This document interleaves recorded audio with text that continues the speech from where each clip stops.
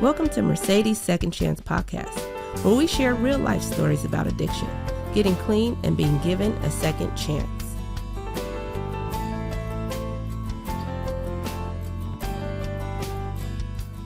Well, this is Mercedes Second Chance Podcast. I'm Mercedes Whitecalf, the host. I have the honor of sitting here with Roy. Roy, why don't you tell us who you are? Well, first of all, thank you for having me. I'm excited to be on here. We were talking, and there's not too many recovery podcasts, so I appreciate you having this platform. My name is Roy, and I'm a grateful recovering addict. Let's start with that, right? That's right. Because we only get one day, and I'm just a addict recovering like everyone else. But, I'm from Portland, and, my journey is crazy, and, now I'm doing some things that I'm proud of, working in the community and working with other addicts. But, none of it would be possible if I didn't find recovery and get my second chance. Right. And that's like the amazing part, because I don't know you. I haven't had a personal relationship with you, but I've heard about you. Mm-hmm. There's a lot of men that love you that are in recovery and not in recovery, but they definitely believe in you and just really feel like you have a lot to offer the world. And you're very talented, I hear. But it wasn't until I heard you speak at Miracles where I was like, wow, this person is doing some work on himself. And when you do work on yourself, like, you're so much more effective, I feel like. Oh, yeah. And all the lives you touch. And then you're getting engaged, and you are engaged, right? Yeah. And all those things. You got some good things going on. But I really want to hear your story, so. Yeah.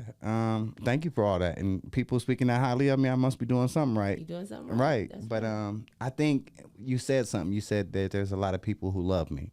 And I think if we don't have love, then we can't get that second chance and make that change. So I just want to give a shout out to that, because without the love that I have from the people around me, the people in my life, then none of this would be possible. Like I said, now you're about to make me cry. Well, that's what we do. You know what I mean? The truth hurts, but it's also, it's heartwarming, right? Right. And I think I have that love because I was one of those. I was a person who had a lot of potential, and my addiction took that potential away from me. You know what I mean? And when I talk about my story, I often, when I speak, I always start with my first rehab was the incubator that I spent the first 6 months of my life in, because both of my parents were heroin addicts. So this disease has been trying to kill me since my first day on earth, right? Right. So I come from a long line of addicts. My brother's in recovery. My sister's in recovery. My older brother OD'd in 2012. My mom died in active addiction, right? Mm-hmm. So this disease has really plagued my family. And, growing up, what I can say, one of the beauties of it and the irony of it is that I grew up in the rooms of Narcotics Anonymous. For our listeners, we come from the fellowship, Narcotics Anonymous. And I grew up in these rooms because my parents came into the rooms 1980, the year I was born. So my fondest memories are being in the rooms of recovery and meetings back when they used to smoke. And out here in Portland, they talk about, the Paz Club and the Blue Goose and all these old places. That was my childhood. You know what I mean? Mm-hmm. I remember being like 6, raising my hand in the meeting, like, my name is Roy, can I be an addict? Right? Right. So I often say that even though I became an addict and I got deep in my addiction, I always knew where I could go when it was time to get help, right? Right. That's true. I feel that, because I remember, like, I grew up but my mom was a heroin addict as well. She got clean when I was like 8 or 13, somewhere like on and off. But I remember going to Miracles and hearing that Serenity prayer. Mm-hmm. And I remember praying it at school for like show and tell, and everybody laughing at me. Like, that old drug addict prayer. Right. I didn't know. We didn't know. Yeah. We just being kids. Right. But we were exposed to it. Right. Right. You're exposed. And I have to think now that my addiction maybe could have got a lot worse if I didn't have those tools. And mm-hmm. so I always give my parents credit for that, because growing up, I always heard, like Roy, let go and let God, you know what I mean? Fighting with my brother, well, what'd you do? You need to do an inventory list of what you did. What part did you play in that?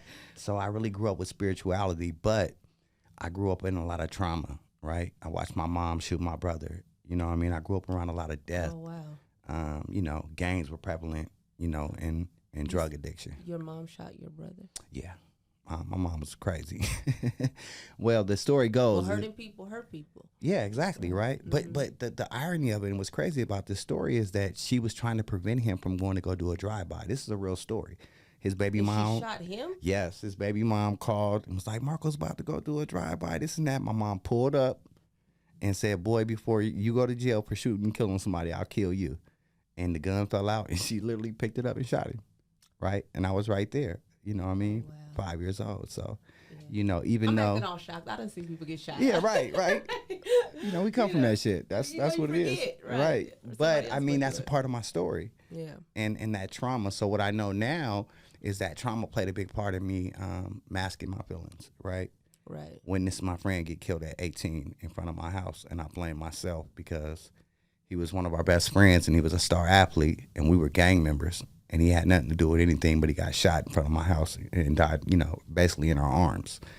So that also played a big part in me masking my feelings and trying to find an escape, right? And so started off early, you know, partying. It's a progressive disease. Started off smoking weed, just kicking it. But early on, I think I knew I had an attachment to drugs and a mind-altering substance that other people around me didn't have. You know what I mean? I held on to it. And it wasn't because I was an outgoing person, very popular, once again, had a lot of potential, was talented. But internally, I had some shit going on. And I was able to escape and deal with some of those emotions. I had music too, but it fueled my music and my emotions. So a lot of the songs I make, you hear that shit in it. You know what I mean? And when I listen to it now, because I'm in such a different place in my life, I'm like, wow, I can hear my pain. Yeah. You know, I can hear my pain. I can really hear me crying out for help. You know, and it's weird, but it's powerful. You know, that's a part of my story. And so, and I give credit to, you know, you met I'm gonna give a shout out right now to Naeem and Justin. You met them, and you know they're providing this platform for us right now, right? But they're an integral part of me changing my life because we worked on music together, and I did a song called Honesty, and they seen early on the power of this song, and so they got behind it, and you know, we did a video for it. It's a really powerful video, but little did I know that would be the catalyst to me changing my life. Because when I watched the video and I got a chance to sit back and be a witness of what I was making, it really made me want to change my life. So wait, what happened? Were you on drugs then? Oh yeah, I was on drugs. And but you was making videos. I was making videos. Yeah, Okay. We actually have a documentary where you see some. Yeah, you can. I'm fucked up. Yeah. Yeah. And then you seen it and you was like, got a chance to see it, and you know my desperation got great enough. You know what I mean? And I had people who loved me, like you said, you know, and I seen these people investing in me, and I knew I wasn't worth it at the time. You know what I mean? So I wanted to make a change. Right? So I thought, right? And so that really helped me make that decision to change my life, you know. But and what did that look like? Like you just like, I'm gonna go to treatment, or you know. Can we talk about this on here? We can go there? Let's go there. I don't even know if they know this, right? So I was a pill head. You know, my drug of choice was prescription pills. Okay. And we learned that the addiction is a progressive disease. And my world had became so small. I had this apartment, right? Me and we'll talk about this. Me and the woman that I'm with right now, we are in our disease together. And my life had became so small. It was this 1-bedroom studio. Wasn't even a 1-bedroom. The store to get my alcohol and my dealer, right? And I started getting sick a lot because this is when they like kind of put the clamp down on medication. So it was hard to get pills. And somebody offered me some meth, and I tried meth, right? But I didn't like do it like everybody else. I just swallowed it because we were swallowing Thiz, and I swallowed it. And I went into a psychosis, and I held her hostage for 4 days. Oh, no. And I literally was tripping. Yeah. I mean, I put duct tape around my door, held her hostage, thought people were trying to come in. It makes you crazy. Yeah, meth is not for black people. Yeah, no, my ex held me hostage. He told me I was the police. Right. And, right. Yeah. All that, right? I seen that. And by the grace of God, I called my dad, just like tripping, like, Dad, I'm going to jail and something's happening. And he came and got me and took me to the hospital. And I spent 2 nights in a manual in the psych ward.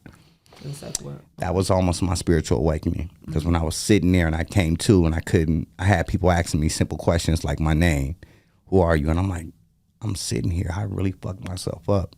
I'm just, you know, I had this bravado about myself, this ego, and I'm sitting here almost with shackles on, you know, people looking at me like I'm crazy, but I took myself there, you know what I mean? And so that was just that moment where I was like, I need help.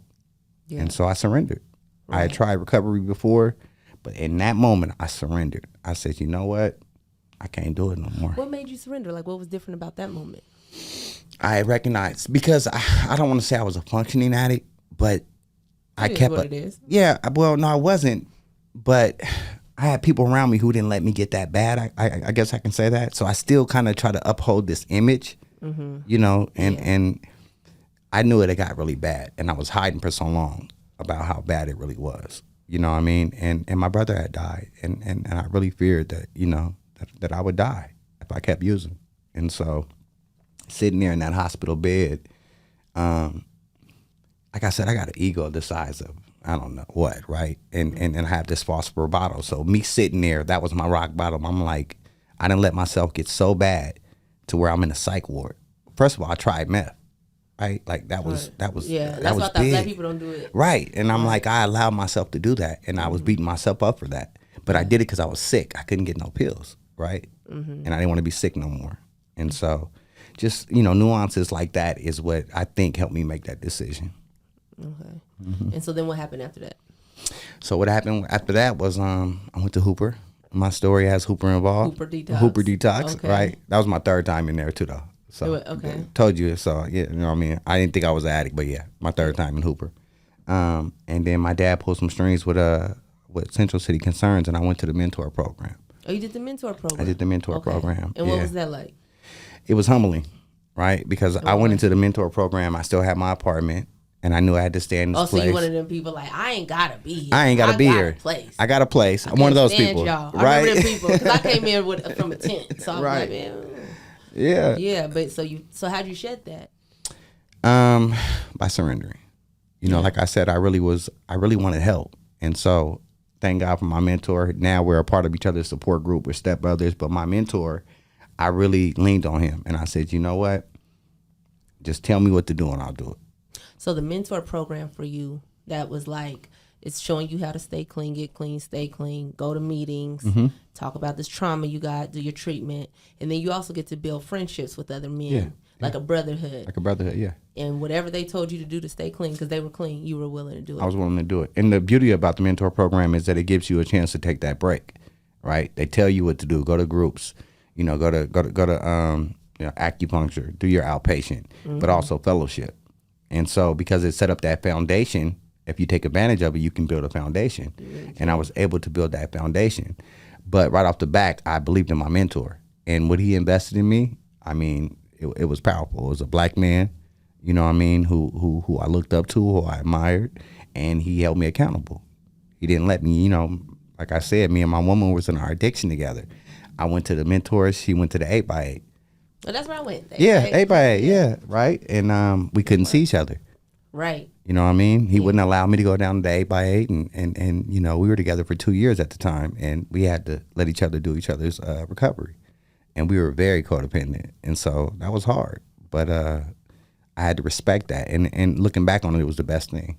Right, because you guys are still together now. Still together to this day. How many years has that been? We've been together 8 years, going on 8 years. Yeah, been engaged for 2. That's beautiful. Congratulations. See, it works. It works. It does. As long as you got a program, it can work. It can work, and as you know, a lot of people counted us out. Yeah. Even my mentor, they were like, no, you know. And so when we celebrate our milestones, because my clean date is 4/27/17, hers is May 1st. I mean, yeah, no, excuse me. 5/1. 5/1. 17. 5/1/17, and so we always celebrate together. And a part of our story is people were like, we didn't think you guys would make it, and we still hold tight to this day. But we allowed each other to do each other's recovery. Yeah. Right. And we had to do that, and it wasn't easy.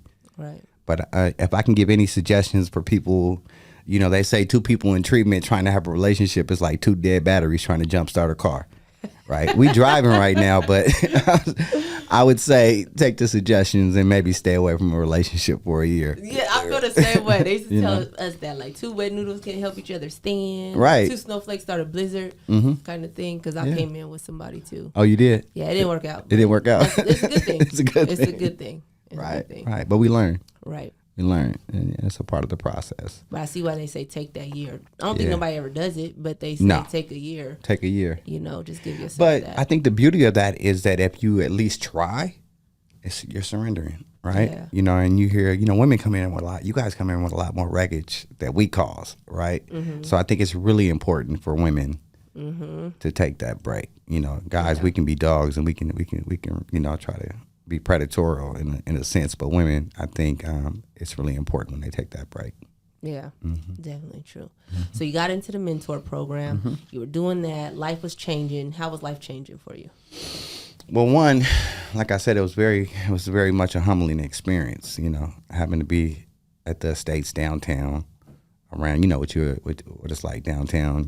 They say if you can make it there, you can make it anywhere. You're around anything you want, you can get right when you walk outside. You're around the homeless, the mental health, right? So I think being able to humble myself was big for me, because then I opened up my mind for new ideas. You know what I mean? And it took away that attitude of indifference that we talk about. I stopped thinking I was better than. I stopped thinking that I had something that, other people didn't have. And I started seeing myself for what I was. And that was somebody who was asking for help, an addict, right. who wanted to never use again, right? And so once I started surrendering and I started working, basically following the rules, I started really, really connecting with some men. And when I'm talking about men, I'm not just saying people in recovery. Clean time doesn't equal recovery. What kind of men are these? These are men that I think, one, that are in relationships because I know I want to stay with mine. These are men in relationship. These are men with clean time. And these are men of integrity. And men who put God first. And that's a big part of it, right? That's a big part. The spiritual side. Yeah, that's what's so attractive to me. Like, yeah. Because I was like, some women, like, I don't want a man in recovery, but I absolutely do. Like, I want somebody to share this with. And when you see a man in recovery get that vulnerable and that honest and be like, I'm here because of God. And they're real clear about it. And then do all these things, like, something about that is like, it's amazing. It is. So I get that. And it was amazing to me. You just said the word, to see men get vulnerable. And to see men that I know that came from the same shit that I come from get vulnerable like that and talk about some things that are not easy to talk about was powerful and profound to me, right? Because then I felt comfortable. And then I knew I was in a place to where people wanted to see me thrive, you know what I mean? And that was big for me, Yeah. that understanding. And so once I start connecting with these men, and I always get props. So we do a Wednesday step study. And that step study, we get deep. Yeah. It's a men's group when we get to talk about some shit, relationships, politics, everything in recovery. And that stuff has helped me stay clean for the 5 years that I've been clean. You know what I mean? Really? Yeah. You've been doing it the whole time? The whole time. I started on Wednesday? Every Wednesday. Okay. Yeah. And my sponsor's been doing that for 28 years. Every Wednesday, that men's group. Okay. Yeah. So that's the stuff I think we need in recovery is one, repetition. Because we know the insanity of the addiction, you never know what's going to happen day to day. Chaos, right? Right. Yeah. And so to get that structure was big for me as well. Right. That routine. That routine. Yeah. I feel like that still. I use the same routine. Like I get up, I pray, I read something, drink my coffee, do my makeup, my little thing. That's my meditation. I'm talking to God, but I don't miss it. And when I do miss it, it throws everything off. And see, what happened is that I got a chance to talk about some of that shit that I went through. And I realized that I was really, really still hurting, right? The depth of my brother. I looked up to him, and my brother was he was the one in the family. He had lots of money. Everybody looked up to him, and they were more worried about me and my other brother. But come to find out, he had some demons he was dealing with. And when he OD'd, it fucked me up. And I hadn't dealt with it, you know what I mean? And to be able to cry with other men and to teach me how to go back and deal with some of that trauma, because I didn't know how to, right? Because all I know is familiar pain. I just know it hurts. I don't want it to hurt no more, so I pick up and use. So these guys gave me some tools, and it started about talking about it, and I was mad. I was mad at God. You know what I mean? I was mad at my brother, and I was afraid to talk about that shit, and afraid, because when people die, we forget shit. I forget that we were not on good terms when he died, but I had to go back and remember those moments and then ask for forgiveness from him and me to really get over that trauma. So that therapeutic shit that I learned from these men, I use today. And we get a chance to do that in recovery. You know what I mean? Because in order to go forward, we have to go back and clean up some of that wreckage. Right. And so without shit like that, I wouldn't be here today. I know that, because life doesn't stop. Now I just have some tools to deal with it. And it doesn't include using, Right. That's what it is about. It's about the tools. I feel like that, like with recovery. Life is still happening. You know, ain't really nothing changed except my perspective. Now I got some tools to hit the mark with. Yeah. So you were in the mentor program. You got your men's group. You got your men. You got your sponsor. And then what happened? So for me, I got a job, right? I got a job. Came employable. Okay. Came employable, but it was strange because there was somebody in recovery who said, you used to be a gang member, right? There's this position opened up for a gang outreach worker I think you'd be good for. He had applied for it and didn't get it. And, you know, I'm still in treatment, and it was like, man, it's a bunch of money, and you know what I mean? And so he gave me the opportunity to apply for it. Right. And why I said that's so important, because all that trauma, all that wreckage, all that pain I went through became my asset to start working with people, right? Right. So God put me in a position to take all that I was learning, and I had to apply it. But not only did I apply it, but I was on the front line. So the job was a gang outreach worker, and it's all throughout the city. You're going to all the hot spots. We're showing up to the crime scenes. And so what happened during this process is I started to shine. I was like, man, I'm good at this because of the respect I had. Because you speak a language they speak. Right. I'm a credible messenger is what they call it now. And it's just our recovery language, the therapeutic value of one addict helping another. Same thing with gang members, people who come from this. And so I started seeing that I can be impactful.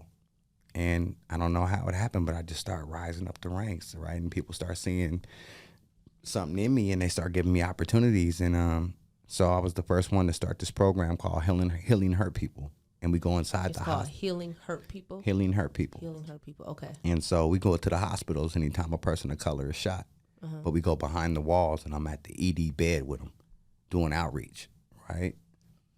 And they're shot? And they're shot. Yeah, okay. I'm working with doctors, chaplains, charge nurses, and we're there because we're from the community, and we show up within a 4-hour window, right? Because that's the evidence-based best practice. Because that's when a person is most likely to make some changes, right? Hear them because they have that moment of clarity. Man, and so I'm there, and I'm seeing this hardened gang members cry when I walk in, and it was like almost another spiritual awakening. Like, this is my calling.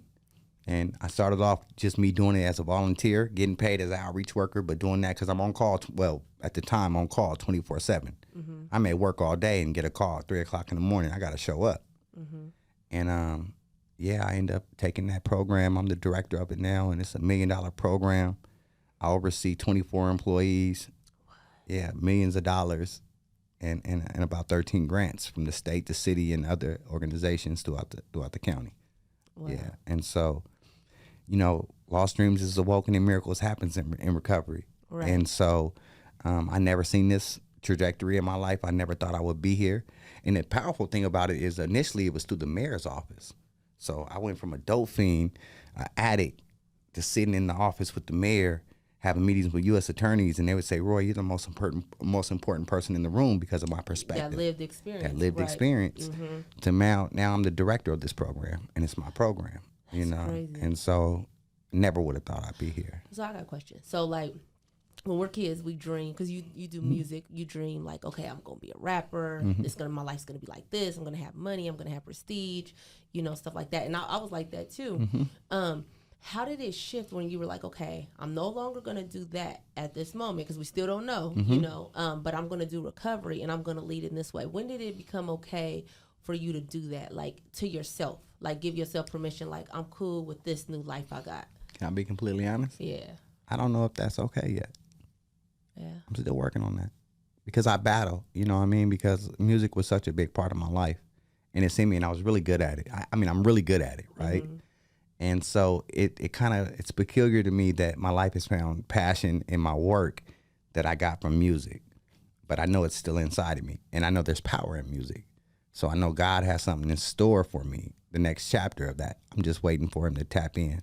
You know? So I don't know if I made it okay yet.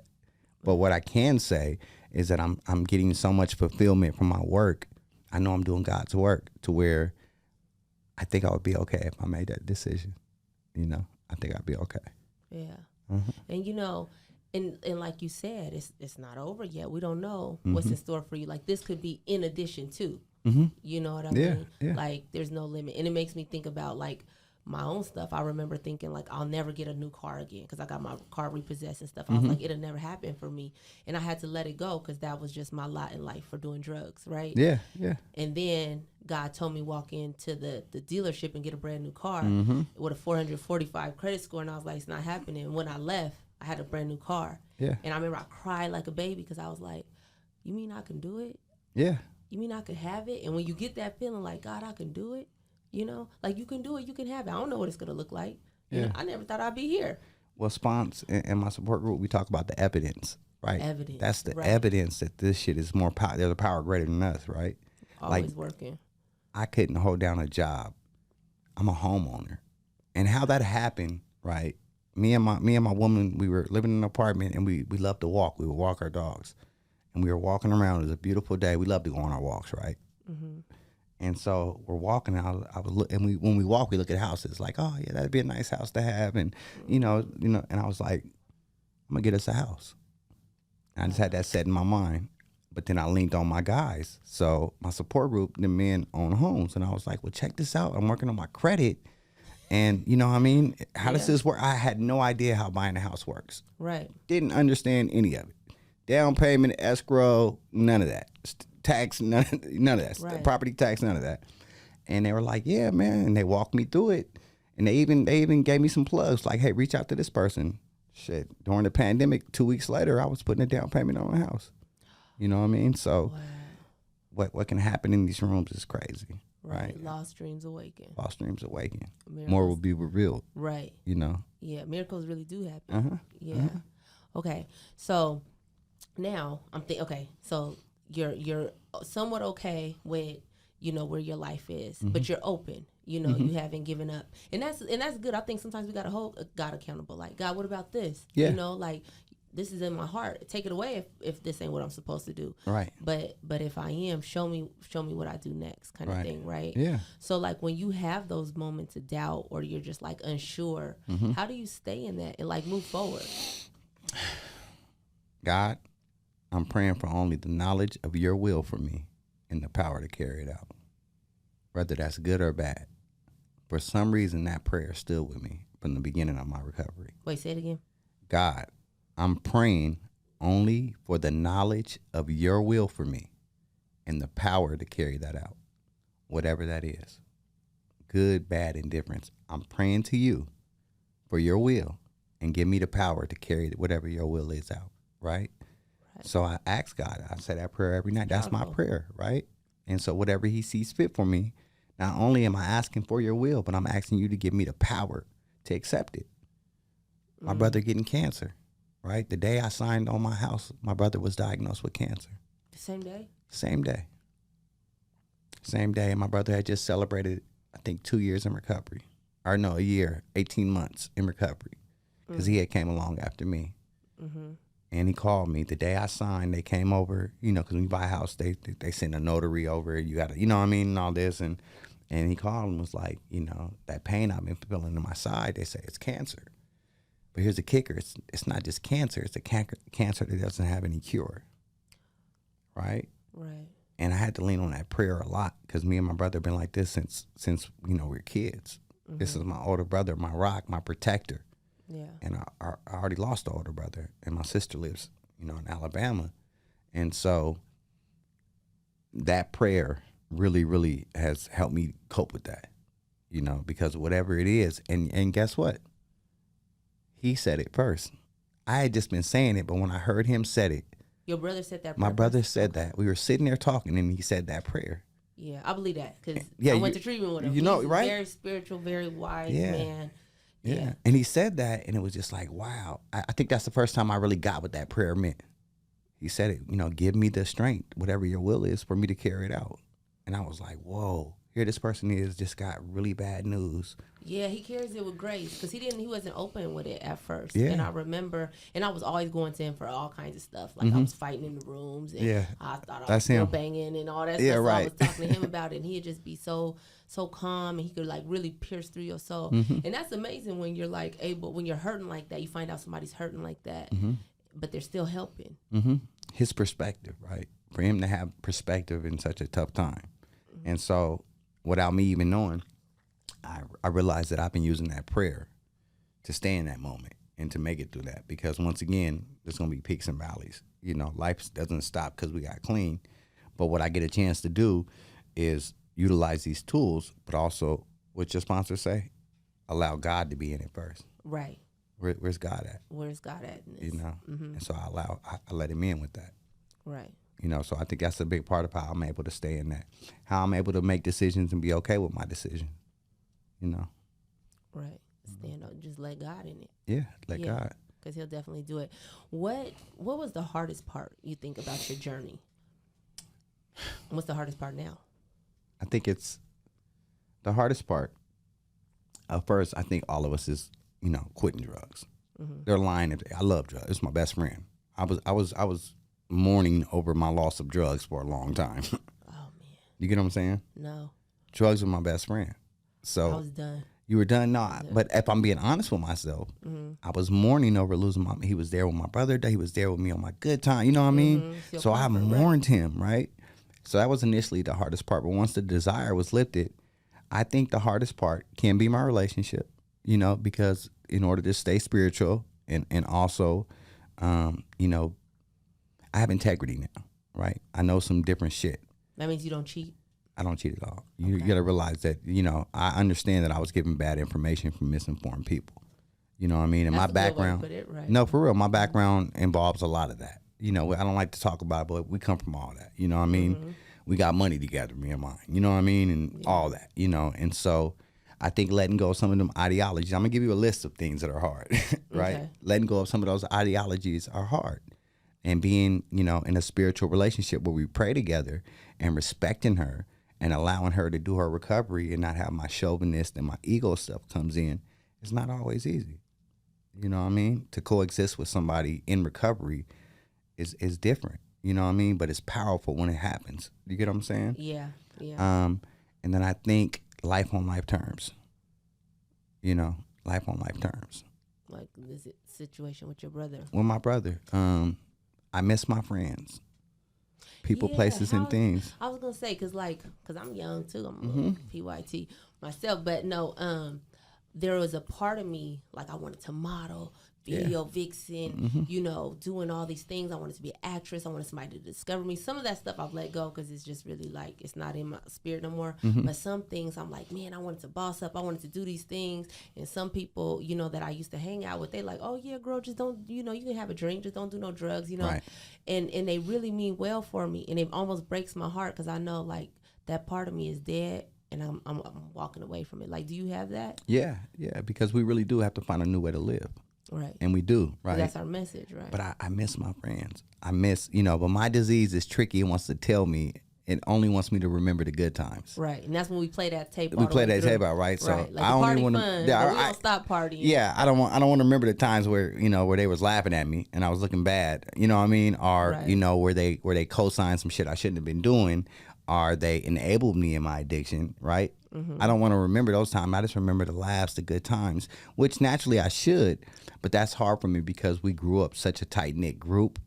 And to know that I can, this point in my life, that relationship can never look like that again. It can develop into something just as strong and beautiful. Right. But it has to be on my terms because I'm the only one in recovery. Right. You get what I'm saying? So I have boundaries that I have to set. So I'm okay. Right. But that's really strong, though, to be able to do that. Because, you know, like, because I feel like that. Like, why I got to be the corny one? Why I got to be, you know, like, because that's how they looking at me. I don't feel corny because it's beautiful. But it's like, I got to be the sober one. Everybody got to watch, you know, what they do. But what I notice is that people struggling out there. And somebody will say something to me like, Mercedes, you want to take me to one of the meetings? Right. Yeah. And I'm like, well, you just bought a Bentley. You know what I mean? I thought you know, but it happens. Like we are that light. That light. But what do they say? It's what? Attraction. It's attraction rather than promotion, right? And I see a lot of that. And it starts off with, oh man, I don't mean to have this drink around you, right? You know, they do that, or like, oh man, my bad, you know, I got this, you know, or whatever. Man, I'm about to go smoke. They throw little jabs like that. But then they start to see the change and the transformation happening in you. And I kid you not.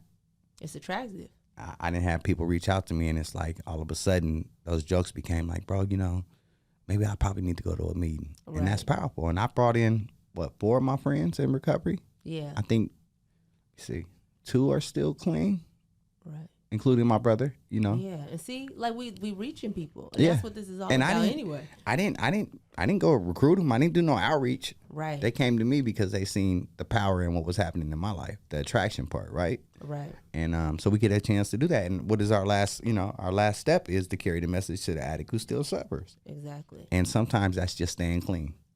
And that's it. Right. That's it. Following Right. the pro. That's what I felt like. Like I was just holding on for dear life. But people do watch. Because people starving for positive energy and just like help, you know. And then when you see somebody like thriving and living life happy in a world where everybody else is depressed and smoking and drinking to get through it. Right. You know, you're like, well, what's so great about what they got going? You know, maybe I'll try that. And that's what I see. And I'm grateful for people like you. Because like my whole family is they ain't in recovery. They all done collected a white key tag. You know what I mean? That's And I only come desire. from- yeah. I mean, the that's only where it requirement starts. is the desire to stop using. You know? Right. Yeah. And that's where it starts. And, you know, like that moment of prayer, I feel like, you know, that we have at the beginning of our meetings. I know that that's for people like us because sometimes people don't have people praying for them. Yeah. You know, and I lost my mom to the disease. But to see my brothers come in and see the people that look like them, like, oh, you know, they from the block or they from this set, that set, but now they ain't living like that no more. Like it gives them permission. You know what I mean? Yeah. Like, you know, because I don't really think people really want to do that. You know, there's parts of it that are fun, but all in all, and as you get older and you got kids and they looking at you and things is happening and you doing RIP shirts after RIP shirts, you know what I mean? Well, what it is, it's the consequences of the lifestyle. The consequences. Right. And I think naturally we all want to thrive. Now we're getting a little deep. As human beings, we want to thrive in whatever we choose, whether that's positive or negative. But what starts to happen is when we see somebody else who were going through the same shit that we were, thriving in a healthy way, that we all, because even all of us in our addiction, when we had that one night where we drank too much, the next day it's like, man, I probably should stop drinking so much. Yeah. So mind you, your mind starts there, Right. with the ticking time bomb of your mind telling you should do something better, right? Right. But for those who, in our culture, we go hard, we party, right? And so when we see somebody who was worse off, well, other people see somebody who they consider were worse off to them, and they see them thriving in that way that their conscience is telling them that they need to do, it's powerful. It's very powerful. It's powerful, right? Right. Because you see, you see it's possible, but then 2, you start getting not jealous, but you start wanting that. No, absolutely. That's what got me clean. I had my best friend. He was like the person I measured myself by. Like, if I ever get that bad, I'm getting help. Because I never thought he would ever get, you know, like, he would get better or anything. And then he ended up getting treatment. He got 2 years clean. And he was like, best friend, I can't be around you. Yeah. And I was like, and it hurt. Then I was like, God, why I can't get clean? Everybody else around me getting clean, you know? And so I definitely get that. But you know what I really want to say to you? I really admire you, and I appreciate what you do so much, you know? And you touch lives. And like I said, I knew about you before I even met you because people love you. Like they're happy that you're around. You know, they believe in you, and that carries on. And it makes, then I started like, man, I love them too, you know? And you never know. Like, even though, you know, things may not be going the way you were hoping they would go. Like, God, don't he always got a plan, something better than, you know, we could ever. And I believe in you. I think you could do whatever you want to do. I don't put no limits, you know, no matter what it look like or don't look like. But I think that, you know, what you're doing is very powerful. You got a powerful message. People are watching you. Thank God that you show up for your recovery and you live in integrity. They got something to follow. You know what I mean? Yeah. Yeah. No, I appreciate that. And I hear people, when I hear you talk about me like that, right? And I have to scratch myself and pinch myself sometimes, like, is that really the person that I am today? But I'm happy because I expect you to say that about me, right? Because that's how I live. Right. I'm demanding that the same way I demanded my respect in negative ways. I'm demanding for me to be perceived like that because I walk it like I talk it. I'm a man of integrity. And I care about other people today. So that means I don't want to hurt people today. And by the grace of God, one of the best things about my recovery is I don't have guilt and shame because I had so much. And for me to wake up and not be guilty because I did somebody wrong, or not to be ashamed of something that I did, I'm okay. But I think what comes with that is people see that in you, and hopefully I'm hoping that they see something in me that they like, of course, but can't admire and pull strength from. You know what I mean? So when I say that, I demand that of myself, and I think of yourself. Right. You know what I mean? I demand that of myself, and I think that's a reflection of how you're perceived. Right. It you know, lines up. but I still have to pinch myself because that's not who I was. Right. And I trip every day when I wake up and I go have my coffee. I look at my backyard. I look at my house. I look at my wife, and I'm like, I did this. Right. Right. We're people. Yeah. Our lecture says that we're people that beat all odds. Yeah. All odds. Yeah. Right. God is good. He gave me a second chance. He did. Okay. So if you had, before we end, I want to know if there's one piece of advice or something that somebody can hold on to that is going through, they either just got clean or they're about to get clean. Like, what would you give them? One, understand that there's a power greater than yourself. I think too many times people don't add that to the equation. You know what I mean? And that's the biggest piece. And my thing is, okay, if you don't believe there's a power greater than yourself, wake up in the morning, watch the sunrise, and try to make it go back down. If you can't do that, then it's a power greater than you out there, right? So one, find that power greater than yourself. And then two, give yourself a break, like we say. And then three, what I always tell people is keep thriving for more, because satisfaction is the depth of desire. So it's the depth of desire. Okay. So keep moving forward. And if anybody wants to find you or see more of your work, where can they find you? Well, I work for POIC, which stands for Portland Opportunity Industrialization Center. Mm-hmm. We have 6 campuses throughout Portland, but you can go to our website, which is www.poic.com. Healing Hurt People, community care team. I'm at all the crime scenes. I'm at all the shootings. I'm at the hospital. I have my team at all the sporting events, at all the city events. But you can find me on Instagram at Third Twin Portland, or on Facebook, my real name, God Given Roy Moore. And just hit me up. But you'll see me out there because I'm working. You'll see me out in the community. Yeah. Thank you. Well, that is all the time we have. Mm-hmm. And I think the most important thing to remember is that we got one life to live. Right. And sometimes we're given second chances. And when we got to make the most of them. You definitely did that. Thank you. Thank you for having me. This was good. Thanks for coming. I appreciate you. No problem. All right. All right. Thanks for listening. Please like, share, subscribe, and visit our website at mercedessecondchance.com.